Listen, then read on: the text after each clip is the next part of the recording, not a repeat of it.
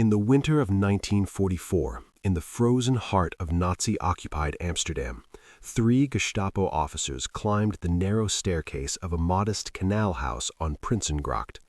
The building they were searching was not a palace or a warehouse. It was the home of Selim Ganesh, a clock repairman whose steady hands had fixed timepieces for half the neighborhood, and whose name appeared on no resistance lists, no underground networks, no suspicious registries. But on that particular morning, as German boots creaked across the wooden floors, Selim stood perfectly still at his workbench, listening to the sound of 37 people holding their breath behind the walls around him. The officers had come to conduct a routine inspection for contraband and illegal radios. What they did not know was that behind the bookcase in his daughter's bedroom, 12 Jewish neighbors were pressed together in absolute silence. What they could not see was that beneath the floorboards of the sitting room, a false cellar concealed 15 more. And what they would never suspect was that the 2 children who watched them with wide, innocent eyes, 9-year-old Cornie and 7-year-old Rubina, had been trained for months to behave exactly this way. This is the story you were never taught in school. It is not about soldiers parachuting behind enemy lines or diplomats negotiating in smoke-filled rooms. It is about a family of 4 who looked at their quiet life and decided it was worth sacrificing for people they barely knew. By the time liberation came in May 1945, Selim and Berdina Ganesh had sheltered 37 fugitives inside their home, rotating them through hidden compartments, false walls, and a system of signals so precise that even their own children did not know everyone who lived in the spaces between the rooms.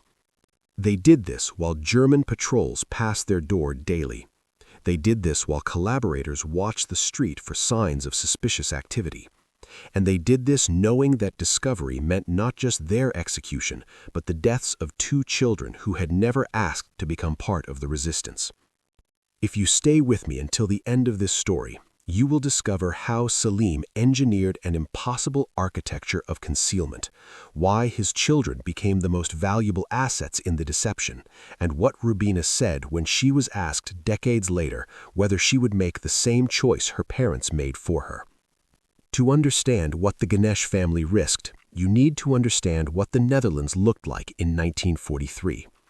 By that point, the country had been under German occupation for 3 years.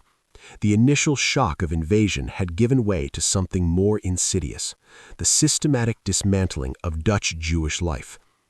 Families who had lived in Amsterdam since the 1600s were being erased from public records, their businesses confiscated, their movements restricted to smaller and smaller areas of the city. Then came the deportations. Beginning in July 1942, the transports to Westerbork transit camp became a weekly horror. From there, trains carried people east to places whose names would become synonymous with industrial murder: Auschwitz, Sobibor, Bergen-Belsen.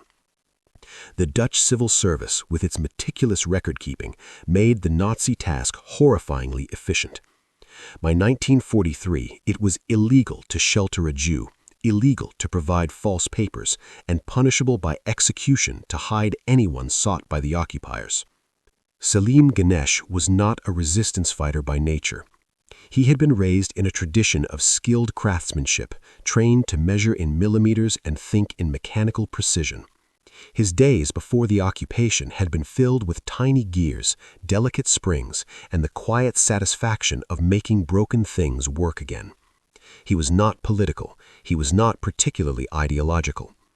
His wife, Berdina, who taught piano to neighborhood children, had built her life around small domestic rhythms: scales practiced, meals prepared, bedtime stories told. And yet when their neighbor, Mr. Levinson, appeared at their door in 2 a.m. in September 1942, with his teenage daughter, Sarah, both of them carrying nothing but the clothes on their backs, Selim and Berdina did not hesitate. The trucks were coming at dawn. There was nowhere else to go. They took them in. What neither of them understood in that moment was that this single choice would transform their home into something unprecedented, a hiding place operated not by trained resistance members, but by two parents and their young children working together to maintain a secret that grew more dangerous with every person they saved. The knock came at 2:17 in the morning. Selim knew the exact time because he was working late at his workbench, a Swiss pocket watch disassembled before him when the sound shattered the September silence. 3 urgent raps, a pause, then 2 more. Not the hammering of the Gestapo, but not casual either. He moved to the window and saw Jacob Levinson standing in the street below, his daughter Sarah pressed against his side, both of them scanning the darkness as though it might swallow them whole. He opened the door. Jacob's face, normally so composed behind the counter of his textile shop, had collapsed into something raw. He did not apologize for the hour. He did not explain.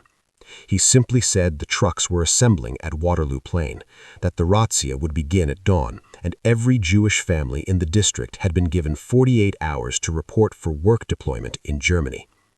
Everyone knew what work deployment meant. Berdina appeared on the stairs in her nightgown, her hand instinctively reaching for the railing. For a moment, no one spoke. Sarah, who was 15 and who had been in Rubina's piano class just last month, stared at the floor. The silence expanded until it became unbearable, until Selim felt the weight of what was being asked of him press against his chest like a physical thing. He thought of Cornée asleep upstairs. He thought of Rubina, who still believed the soldiers were just men doing their jobs. He thought of the stories that had filtered through the neighborhood, stories of families discovered, of entire households executed in the street as examples. The calculus was simple and terrible. Harbor these 2 people and risk 4 lives, or close the door and live with what that meant. Berdina descended the stairs. She stood beside her husband and looked at Jacob Levinson, at this man who had given them credit when money was tight, who had brought sweets for the children at Sinterklaas, and now was asking for something that could not be repaid because it might cost everything. She placed her hand on Selim's arm and said, quietly, as though commenting on the weather, "We do this." Selim led them through the kitchen to a storage room barely larger than a closet. He pulled aside a wooden shelf unit and revealed the space behind it, a crawl space that ran under the stairs, originally used for coal storage. It was dark, cramped, and still smelled of dust and mineral residue. There was no ventilation beyond the gaps in the floorboards above. There was no light. Sarah looked at the opening and something in her expression broke, but she climbed in anyway. Her father followed. Selim placed the shelf unit. The fit was imperfect. Anyone looking closely would see the scratches on the floor where it had been moved, would notice the shelf sat slightly askance. He spent the next hour adjusting it, planing down the edges, adding weight to make it look settled and permanent. By the time he finished, his hands were shaking. He went upstairs and sat on the edge of his bed. Berdina was already there, staring at the wall. Neither of them slept. At dawn, they heard the trucks rumbling through the streets, heard the shouting in German and Dutch, heard doors being kicked open 3 blocks away.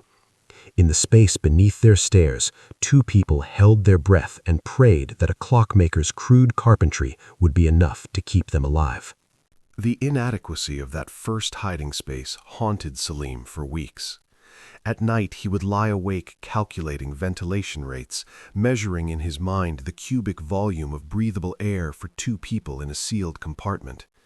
During the day, while Jacob and Sarah remained hidden, he began to see his home differently, not as rooms and walls, but as negative space, as potential. The canal houses of Amsterdam, built narrow and deep to minimize street-facing taxes, were already studies in efficient spatial design. Selim realized he could make them even more so. He started with the bookshelf in Rubina's room. The wall behind it was not load-bearing, and beyond it lay a half-meter gap before the neighbor's wall, a vestigial space created by the building's original construction. Working only during the hours when street noise would mask the sound, Selim cut through the plaster and lath, creating an opening barely wide enough for a person to slip through sideways. He reinforced the edges with metal taken from his workshop, ensuring the cut section could be removed and replaced without visible seams. Inside the gap, he installed a narrow platform and drilled ventilation holes that connected to the building's existing chimney system, disguising them as old mortar gaps. The bookshelf itself he modified with a counterweight system borrowed from clock mechanics. A specific sequence of books, pulled in order, would release a hidden latch. Push the shelf, and it would swing inward on brass hinges he had salvaged and remachined to operate in absolute silence. Return it to position, and the mechanism locked automatically. The entire operation could be completed in under 8 seconds. But Selim understood that engineering alone was not enough. Someone had to know the system, had to be able to operate it if he was arrested or killed. He could not rely on Berdina alone, so he turned to Cornille. His son was 9 years old enough to understand consequences, but young enough that the full weight of them had not yet settled. Selim took him through the house room by room, speaking in the precise language of measurement and function.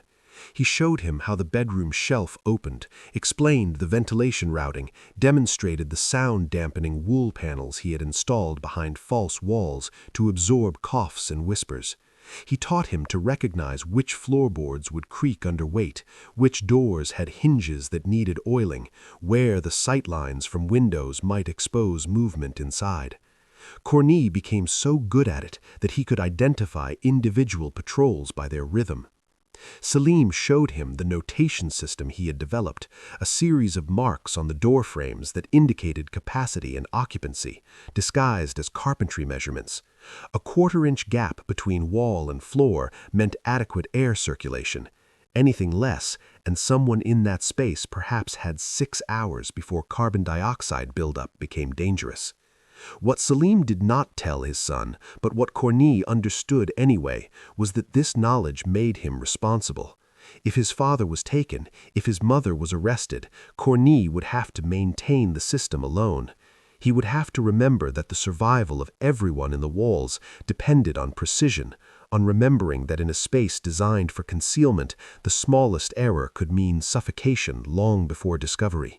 The boy nodded and asked his father to show him again how the counterweight mechanism worked. Selim did, and watched his son's childhood slip further away with each careful repetition. If you appreciate these untold stories, please like and subscribe. It helps us continue this work. Berdina began with the breakfast table. She sat across from Robina and Cornille and explained that they were going to play a new game. The rules were simple. Never mention the people in the house, never tell their friends, never write about it in school. If a teacher asked why they looked tired, say they had bad dreams. If a neighbor asked about strange noises, say it was the water pipes. If a German soldier asked them anything at all, smile and answer in as few words as possible.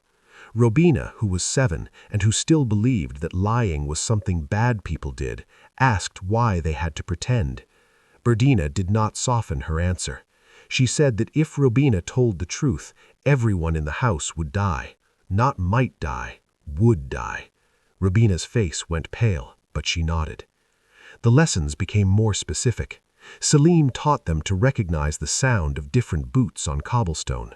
Wehrmacht soldiers walked in regular patterns, their steps synchronized from training. Gestapo officers moved differently, more deliberately, often stopping to observe before entering a building. The children learned to listen for the difference, to give warning with a single word called from upstairs. Cornille became so good at it that he could identify individual patrols by their rhythm. Berdina taught them how to behave during searches. Do not look nervous. Do not avoid eye contact. Do not stare at the walls where people were hidden. If an officer spoke to you, answer his questions, but do not volunteer extra information. If he gave you something, accept it gracefully. The goal was to seem ordinary children living ordinary lives, even while their hearts hammered against their ribs. They practiced. Berdina would suddenly announce that soldiers were coming, and Robina and Cornille would have to immediately shift from whatever they were doing into calm normalcy, reading a book, playing a quiet game, sitting at the table. The transition had to be instant and complete.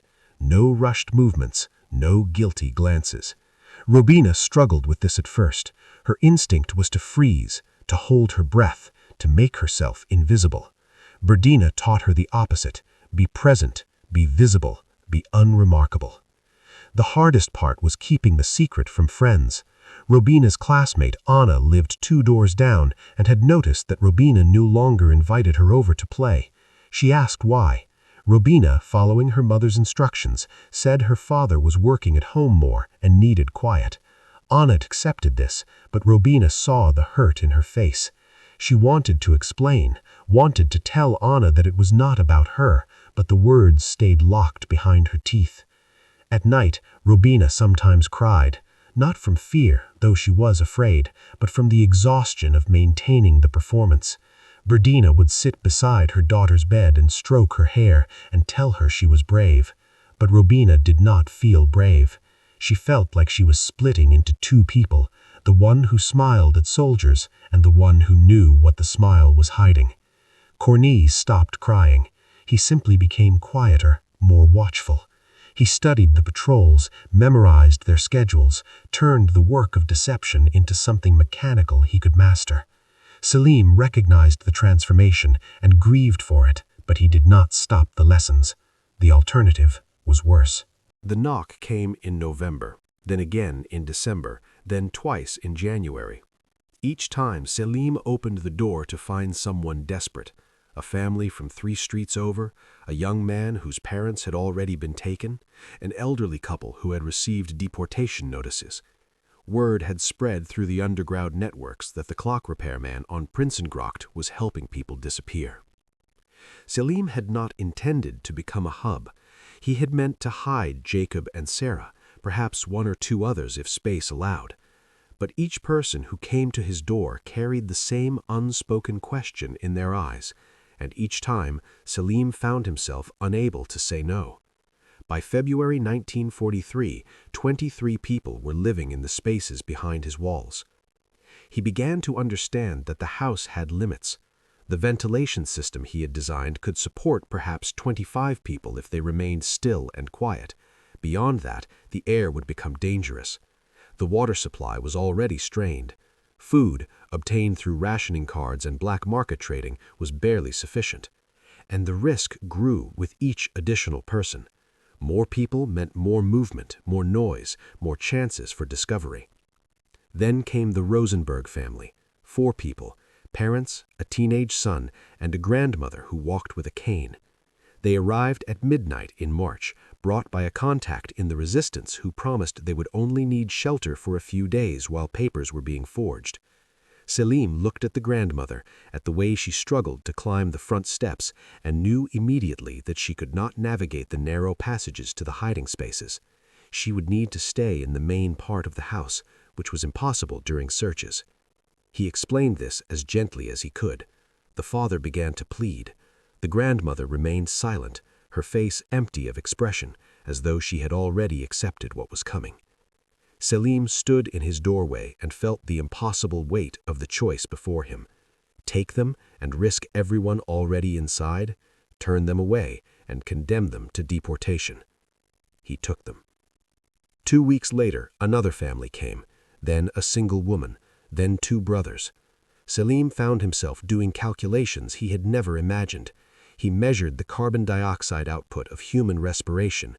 He counted ration cards and divided calories by mouths. He looked at the hidden spaces and tried to determine if 3 people could fit where 2 had been, if shifting sleep schedules could create room where none existed. By April, 37 people were living in his house. The number haunted him. It was 12 beyond what he had calculated as safe. He knew he would have to say no. The knock came on a rainy evening in April, a young couple with an infant. The infant was perhaps 6 months, wrapped in a thin blanket. Selim looked at them and knew that an infant could not stay quiet during searches. One cry would expose everyone. The mathematical reality was clear and terrible. He gave them food. He gave them directions to another possible shelter. He closed the door and leaned against it, listening to their footsteps fade into the rain. Berdina found him there an hour later, still standing, still listening to the silence where their footsteps had been. She did not ask what he had decided. She already knew. That night, neither of them spoke of it, but both of them understood that they had crossed into territory where mercy required choices that felt like betrayal.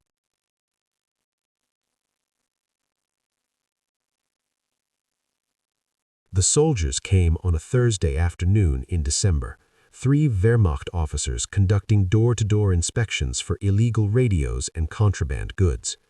Selim had known the sweeps were happening in the district. He had heard about them from customers who still dared to visit his shop. But knowing and experiencing were different things. He was at his workbench when Cornet appeared in the doorway and said, quietly, the single word they had practiced: Wehrmacht. The boy's voice did not shake. Selim set down his tools and moved through the house with deliberate calm, giving the signal, a specific knock pattern on specific walls. Upstairs, behind the bookshelf, 12 people pressed themselves into absolute stillness. Beneath the floorboards, 8 more held their breath. Berdina positioned herself in the kitchen. Robina sat at the dining table with a schoolbook open in front of her, her hands folded, her face carefully blank. Cornet took his place by the window, watching. When the knock came, Selim counted to 5 before opening the door. Not too fast, which would seem eager to please, not too slow, which would seem suspicious. The lead officer was young, perhaps 25, with the efficient politeness of someone conducting a task he had done many times. He explained in accented Dutch that they were inspecting homes for illegal equipment. Selim nodded and stepped aside. The officer entered, followed by 2 others. They moved through the ground floor methodically, opening cabinets, looking behind furniture, checking the spaces where a radio might be hidden. In the space behind Robina's bookshelf, Sarah Levinson held 6-month-old David Stein against her chest. The baby had been passed to her because she was young and strong enough to keep him still. David had been fed an hour before, changed, made as comfortable as possible. But babies do not understand silence. They do not understand danger. Sarah pressed him closer, rocking slightly, praying he would settle. Downstairs, the officer moved toward the staircase. Selim followed, answering questions about his work, about how many people lived in the house, about whether he had noticed any suspicious activity in the neighborhood. His answers were boring and specific. 4 people, his family. He repaired clocks. He kept to himself. The officer nodded, only half listening. They climbed the stairs, Robina's room first, then Cornet's, then the main bedroom. The officer looked around each space with the same methodical attention, but he was not searching for people. He was searching for radios, for weapons, for obvious contraband. He did not check behind furniture. He did not test the walls for hollow spaces. In the bookshelf hiding place, David began to whimper. Sarah covered his mouth gently with her hand, but the sound had already started. In the kitchen, directly below, Berdina heard it, a tiny sound, barely audible, but in the terrible silence of the search, it might as well have been a scream. She picked up the tray of dishes she had prepared for exactly this purpose. She walked toward the counter, then let it slip from her hands. The crash was enormous. Porcelain shattered across the floor in an explosion of noise. Berdina cried out in dismay, apologizing immediately, profusely, her voice loud and flustered. The officer appeared at the top of the stairs, annoyed by the interruption. Berdina continued apologizing, explaining that her hands were clumsy, that she was nervous with soldiers in her home, that she would clean it immediately. She bent down and began gathering the pieces, still talking, filling the air with her voice. Upstairs, David had stopped crying, startled by the crash. Sarah held him frozen, not daring to move. The officer returned to his inspection, but the moment had passed. He finished quickly, thanked Selim for his cooperation, and left. Through the window, the family watched the soldiers move to the next house. Only when they were 3 doors down did Selim give the signal that it was safe. That night, Berdina swept up the last pieces of broken dishes. They had been her mother's porcelain, brought from her childhood home. She looked at the fragments in the dustpan and thought it was a small price for 37 lives. The pattern became clear in March. On a Tuesday, the Gestapo raided the house on Keizersgracht where the Van Dyck family had been hiding 3 people. On Thursday, they went to the apartment on Herengracht where a resistance cell operated. On Saturday, they found the Jewish family concealed in the attic of a grocer on Lelygracht. Each raid was precise. No random searches of neighboring buildings, no door-to-door sweeps. They went directly to the addresses where people were hidden and found exactly what they were looking for. Selim heard about the raids from his contact in the resistance, a man who brought him forged ration cards and news from the underground networks. The man's face was gray with worry. He said the Gestapo had a list. Someone was informing. No one knew who, but entire operations were being destroyed within days of being established. That night, Selim sat at his kitchen table and forced himself to think clearly. If there was an informer, they would know about his house. Too many people had come through his door. Too many conversations had happened in the street outside. The question was not if the Gestapo would come, but when. He gave himself a week, maybe 2 if they were fortunate. After that, the raid would happen, and it would not be like the Wehrmacht's casual inspection. This would be thorough. They would bring tools to open walls. They would measure rooms and compare dimensions. They would search until they found what they knew was hidden. Selim began to prepare. He reinforced the false walls with additional supports so they would not sound hollow when struck. He added layers of insulation behind the panels to deaden any sound from within. He created false evidence of the space being used for storage, stacking old boxes and broken furniture in ways that looked natural but would take time to move. Every modification was designed to buy minutes, to make the search longer and more frustrating. He met with everyone hiding in the house and explained what was coming. Some wanted to leave, to take their chances elsewhere. Selim did not stop them, but he warned that the streets were now more dangerous. The deportations had accelerated. Random identity checks were happening daily. 3 people chose to go. The others stayed, understanding that this house, for all its risks, was still safer than the alternatives. Berdina began practicing her performance. She would be the flustered housewife again, but this time the role needed to be perfect. She rehearsed being confused, being cooperative, being slightly stupid in a way that made men dismiss her as irrelevant. She practiced leading searchers away from certain rooms by appearing helpful, by suggesting they check other areas first, by asking questions that wasted their time. Cornet and Robina were given new instructions. During a Gestapo search, they were to stay visible, not hiding, not quiet, but present and ordinary. Children playing in the parlor while adults searched upstairs. Children eating bread in the kitchen while boots walked overhead. The Gestapo would expect hidden people to be silent and still. They would not expect a family to continue their normal routine. The week passed, then another. The waiting became its own kind of torture. Every footstep outside made hearts race. Every knock on a neighbor's door brought the certainty that they were next. The 34 people still in the house moved through their days like ghosts, knowing that discovery was no longer a possibility, but a probability. Selim worked on one final modification. Behind the bookshelf in Robina's room, he installed a second false wall, creating a gap of only 15 centimeters.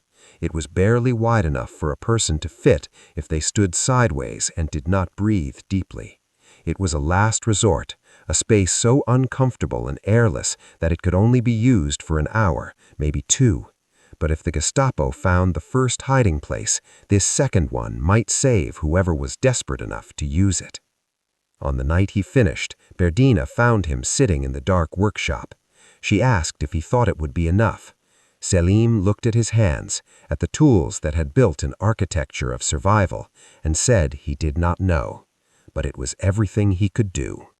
By October 1944, the war had entered its final stage, but in the Netherlands, the worst was yet to come. The Allies' advance had stalled. The German occupation forces, desperate and vengeful, cut off food supplies to the western provinces as punishment for a railway strike. What followed became known as the Hunger Winter, and it turned survival into something more brutal than avoiding the Gestapo. The ration cards that Selim had carefully maintained became worthless. There simply was no food to ration. The official allocation dropped to 400 calories a day, then 300, then less. But those were only numbers on paper. In reality, the shops were empty, the warehouses were bare. People began to eat tulip bulbs, sugar beets, anything that could be chewed and swallowed. For the 34 people hiding in Selim's house, the mathematics became impossible. The family of 4 needed to find food for 38. Selim had prepared for searches and raids. He had not prepared for famine. He began trading everything he owned. First went the valuable tools, the precision instruments he had collected over 20 years of work. He traded his best micrometer for 2 kilograms of flour. His German-made lathe went for a sack of dried beans. Each transaction felt like cutting away a piece of himself, but the alternative was watching people starve. Berdina's piano was next. The instrument had belonged to her grandmother, brought from Germany in 1890. It had survived 2 generations and 1 war. It would not survive this one. A black market dealer took it in exchange for 3 months of bread at starvation rations. The day they carried it out of the house, Berdina stood at the window and did not cry. Tears were a luxury they could no longer afford. The children grew thin first. Robina's face became sharp, her eyes too large. Cornet moved slowly, conserving energy, his body understanding before his mind did that every action now had a cost measured in calories. They no longer complained about being hungry. Hunger had become the permanent state of existence, as constant as breathing. In the hidden spaces, people began to deteriorate. The combination of starvation and confinement created a kind of slow dying. Some became delirious, speaking to people who were not there, forgetting where they were. Others simply stopped speaking, conserving even the energy required for words. Sarah Levinson, who had been 19 when she first hid behind the bookshelf, now looked ancient at 21. Selim instituted a rotation system. People would spend 2 days in hiding, then 1 day in the main house, where they could move, where there was slightly more air, where they could eat their tiny portions sitting upright instead of crouched in darkness. It helped, barely. The cold came in January, and with no fuel for heating, it settled into the house like another occupant. People in the walls pressed together for warmth. The family slept in their coats. Ice formed on the inside of the windows and did not melt for weeks. By March, Selim had traded everything except his most basic tools. The house was nearly empty of possessions. What furniture remained was being broken down piece by piece for firewood. They burned chair legs, table boards, anything made of wood. The house was consuming itself to stay alive. Berdina began making soup from water and whatever scraps could be found. She would boil the liquid for hours to make it seem more substantial, to create the illusion of nourishment. The people in the house gathered around this watery nothing as though it were a feast, because it was warm and because they were together. In April, as the Allies finally pushed forward and liberation came into sight, 3 of the hidden people were too weak to stand. They had survived the Gestapo, survived the raids, survived 2 years of hiding, only to be defeated by hunger in the final weeks of the war. Selim sat with them and promised that food was coming, that they just needed to hold on a little longer. He did not know if he was telling the truth. The raid Selim had been preparing for finally came on an April morning when the light through the windows was thin and gray. Not Wehrmacht this time, but Gestapo. 2 officers and a Dutch collaborator who knew the neighborhood, who knew which houses had which layouts, who would recognize modifications. Corny saw them first and gave the signal. The house transformed in seconds. 34 people vanished into the walls, into the spaces beneath floors, into the narrow gap behind Robina's bookshelf. The family took their positions. Selim at his workbench, Birdina in the kitchen, Corny with his schoolwork, Robina at the dining table with a book of songs open in front of her. The knock was hard and official. Selim opened the door, and the officers entered without asking permission. The lead officer was older, perhaps 50, with the tired eyes of someone who conducted too many searches. He announced they were looking for illegal occupants and contraband. He said they would be thorough. They were. They moved through the ground floor, checking every space, measuring rooms with their eyes, comparing what they saw to what they expected. The collaborator pointed out the usual hiding spots, under stairs, false cupboards, cellar spaces. They checked each one methodically. Behind Robina's bookshelf, 12 people stood pressed together in the darkness. Mrs. Stein had a cold. She had been fighting the cough all morning, holding it in until her chest ached. But as the boots climbed the stairs, as the voices grew closer, her body betrayed her. The cough started deep in her lungs, and there was no way to stop it. Robina heard it from the dining room, a muffled sound, barely audible, but in the silence of the search it carried. She saw the lead officer pause, his head tilting slightly, listening. She watched him turn towards the stairs. Everything her parents had taught her came together in that instant. Don't freeze, don't look at the walls, be present, be visible, be loud. She opened her mouth and began to sing, not quietly or carefully, but the way a 7-year-old girl would sing when she was bored and restless and wanted attention. The song was off-key and too loud, a children's rhyme about tulips in springtime that every Dutch child knew. The officer stopped. He looked at her with an expression somewhere between annoyance and amusement. Robina kept singing, swinging her legs under the table, making herself impossible to ignore. When she finished the first verse, she started the second, even louder. The officer made a choice. He could investigate the small sound upstairs, or he could deal with the noisy child in front of him. He walked to the table and placed a hand on it, leaning down to her level. He asked in Dutch if she would please be quiet while they worked. Robina looked at him with wide eyes and asked if he liked her singing. She said her mother was teaching her. She could sing another song if he wanted, a longer one. Something in the officer's face shifted. Perhaps he had children at home. Perhaps he was simply tired of searching houses and finding nothing. He told her, not unkindly, that her singing was very nice, but he needed to concentrate. Then he straightened and continued upstairs. Birdina appeared in the kitchen doorway, apologizing for her daughter's behavior, explaining that she got excited when they had visitors. She offered the officers water. The collaborator waved her away impatiently and went to check the bedrooms. They searched for 40 minutes. They checked behind furniture, opened closets, knocked on walls. They found nothing. The hiding places held. When they finally left, the lead officer paused at the door and looked back at Robina, who had returned to her book of songs. He nodded once, as though acknowledging something he could not name, and then he was gone.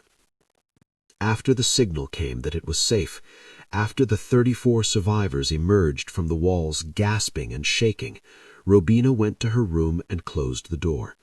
She sat on her bed and stared at her hands. She did not cry. She did not speak.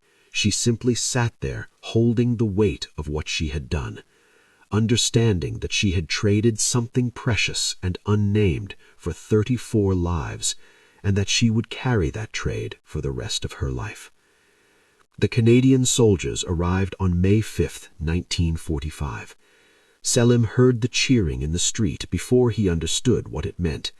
Then Corny ran inside, shouting that the Germans were leaving, that Allied troops were coming, that the war was over.